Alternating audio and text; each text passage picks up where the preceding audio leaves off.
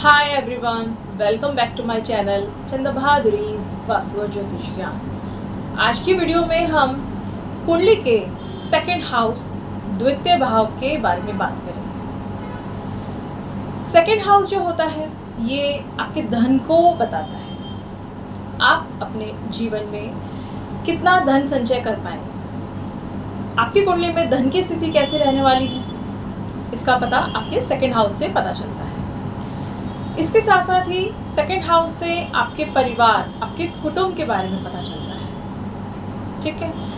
और आपकी प्रारंभिक शिक्षा और आपको आपके जीवन में कैसे संस्कार मिल रहे हैं, ठीक है, इस चीज़ का भी पता आपके सेकंड हाउस से पता चलता है। और सेकंड हाउस एक्यूमुलेशन का है, ठीक है। जो भी चीज़ें आप अपने पास जोड़ते हैं, संभाल के रखते हैं, ठीक है, तो इन सब चीज़ों को सेकंड हाउस से देखा जाता है। सेकंड हाउस से हम बैंक बैलेंस देखते हैं, साथ साथ ही जो जेमस्टोन होते हैं, रत्न होते हैं, ठीक है, इनको भी सेकंड हाउस से देखा जाता है। काल पुरुष की कुंडली के अकॉर्डिंग वृषभ राशि यहाँ आती है सेकंड हाउस में। Money house second house. Malefic planet अगर यहाँ पर होते हैं तो आपको धन फिर बहुत मेहनत करने के बाद मिलता है, ठीक है।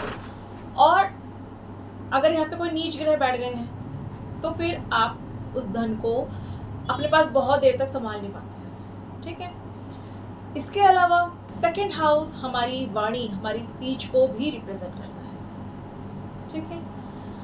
और आपके दांतों के बारे में भी सेकंड हाउस ही बताता है। सेकंड हाउस में बैठे ग्रह वो बेनिफिक है या मैलेफिक है, इससे आपकी वाणी का पता चलता है, ठीक है। अगर यहाँ बहुत ज़्यादा मैलेफिक प्लैनेट बैठे हैं, कंजंक्शन में बैठे हैं, एक से दो ज़्यादा ग्रह बैठे हैं, मैलेफिक बैठे हैं, तो फिर कहीं ना कहीं ऐसे जातक की वाणी फिर बहुत ज़्यादा हार्श टोन होती है इनकी, ठीक है। ये ऐसे जातक होते हैं जो अपनी वाणी से ही लड़ लेते हैं, किसी को भी हर्ट कर सकते हैं।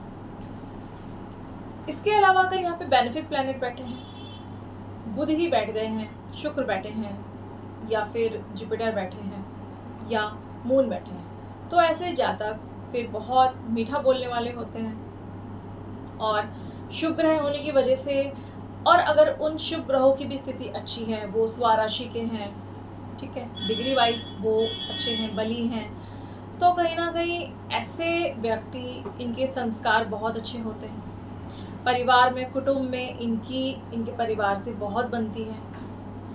कई बार देखा जाता है कुछ बच्चे ऐसे होते हैं जो अपनी फैमिली से दूर, अलग जाकर रहते हैं, ठीक है।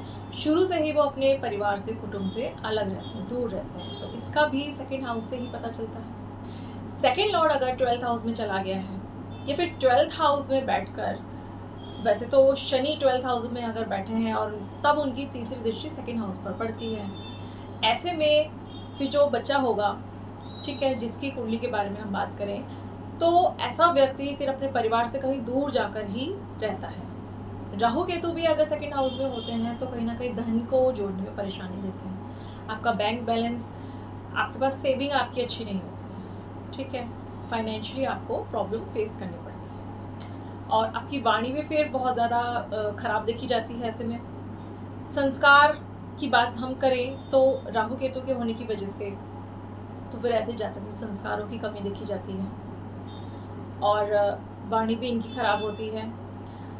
और ये भी देखा जाता है यहाँ अगर सेकंड हाउस में अगर मंगल नीच होकर बैठ गए, या कोई भी ग्रह नीच होकर बैठ गया है, ठीक है, या फिर किसी नीच ग्रह की दृष्टि सेकंड हाउस पर पड़ रही है, तो ऐसे व्यक्ति के फिर दांत भी ठीक नहीं होते हैं, टेढ़े मेढ़े हो सकते हैं, खराब हो सकते हैं, ठीक है, ये भी देखा जाता है। आई होप ये वीडियो आपको पसंद आई होगी।